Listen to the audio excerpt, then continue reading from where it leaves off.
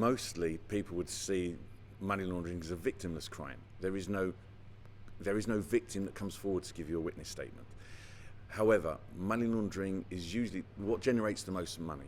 Organised crime generates the most money. What are they involved in? They're involved in drugs trafficking, they're involved in people smuggling, they're involved in sexual exploitation of children, child pornography, the things that make them a lot of money.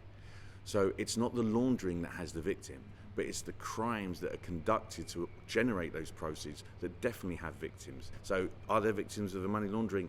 Directly, no, but yes. However, for money laundering, the proceeds need to be the proceeds of crime. So that means you can't just look at anyone's bank accounts, right? That's correct. We need some form of intelligence linking it to a crime to begin with in order to trigger that investigation. So how does the RGP investigate this type of offence? I imagine it's very different from an investigation into a non-financial crime, for example. That's correct. It is very different. A lot of crimes against the person, for instance, an assault, crimes of dishonesty such as theft, can often be very linear in terms of you'll have a victim, they will make a complaint, you will then investigate that complaint in terms of eyewitnesses, in terms of potential forensics that you may be DNA and fingerprints and that side of things. But when we're talking about money laundering, where there is not a witness to the crime, we work on an intelligence basis, and that intelligence can come from many different areas. We all leave a financial footprint, and that financial footprint could be in terms of a company that somebody may have created, a business license that they may hold, property that they may own. Somebody may not have a property in their name but then pay the rate, so that connects them to something. So we're looking for all those financial footprints to see, then compare those financial footprints to somebody's legitimate income, and then often the differential will be unexplainable, and that will be part of the money laundering investigation. If it's high level money laundering, we're looking at professional enablers, people like lawyers, accountants and stuff, who unfortunately do at times help out people launder, whether knowingly or unknowingly.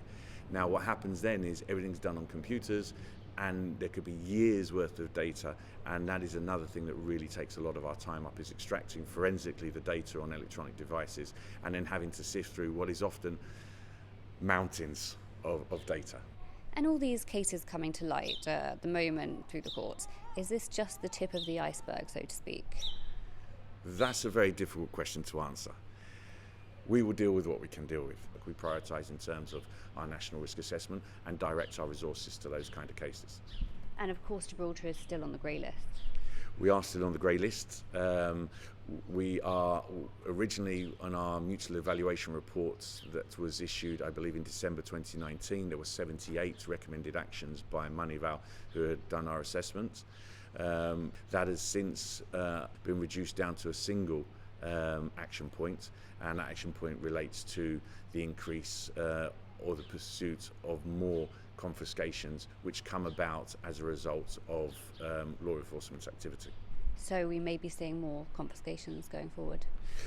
We will always want to see more confiscations going forward, not necessarily because that is why we're on the grey list, and not necessarily because that is what we are dictated to as a standard by the FATF, but because having more confiscations mean we are doing more cases. Doing more cases mean we're tackling more money launderers. Doing that means we're tackling more organised crime, and if people are selling drugs to people in Gibraltar, and those people are having problems with drugs and then have medical issues, and we have social issues and issues with our youth and things like that. If people are making money out of child pornography, it's not to do with the FATF saying we've got to reach a standard. It's to do with, it's the right thing to do to take the money off those criminals.